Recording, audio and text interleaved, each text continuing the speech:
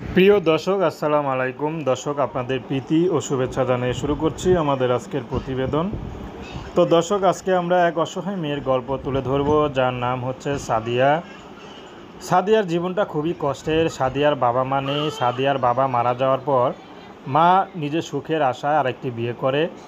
তারপর থেকে মা মামি সাদিয়াকে রেখে দেয়, মা মামি কাছে থাকে। তো ছোট থেকে সাদিয়াকে তার মামা মামি অনেক কাজ করায়, ঘরের পুরা কাজের বুয়া হিসেবে তাকে রেখে দিয়েছে।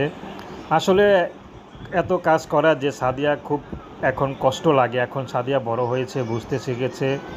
তো সাদিয়া কখনো মায়ের অভাব যে কেউ পূরণ করবে সে জিনিসটা পায়নি। সাদিয়া হয়তো চিন্তা করেছে ছোটোবেলায় যে মা মামিকে পেয়ে হয়তো মায়ের অভাবটা পূরণ হবে, কিন্তু সেটা হয়নি। তো এখন সাদিয়া বড় হয়েছে, বিয়ের বয়স হয়েছে, সাদিয়া নিজেও বুঝতে শিখেছে। তো সাদিয়া এখন ইউটিউবে এসেছে বিয়ে শাদির জন্য, কারণ মামা মামির বাসা থাকলে সাদিয়ার কখনোই বিয়ে হবে না, সাদিয়া বুঝে গেছে।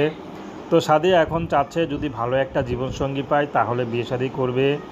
সে যেমন মনের মানুষ হোক, সে হোক বিবাহিত অবিবাহিত, তাতে কোনো আপত্তি নেই। যদি সাদিয়াকে ভালোবেসে একটু কষ্টটা দূর করে দিতে পারে, সে মানুষটিকে সাদিয়া বিয়ে শাদি করে নেবে। এমন তো পুরুষ আছে যার নাকি স্ত্রী নেই, অনেক কষ্টে আছে, সব থাকতেও একা। এমন পুরুষ পেলেও সাদিয়া সে কষ্টের মানুষকে বিয়ে করতে রাজি আছে। তো প্রেম, ভালোবাসা, সাহায্য সহযোগিতা, বিয়ে শাদি করা একান্ত আপনাদের ব্যক্তিগত ব্যাপার।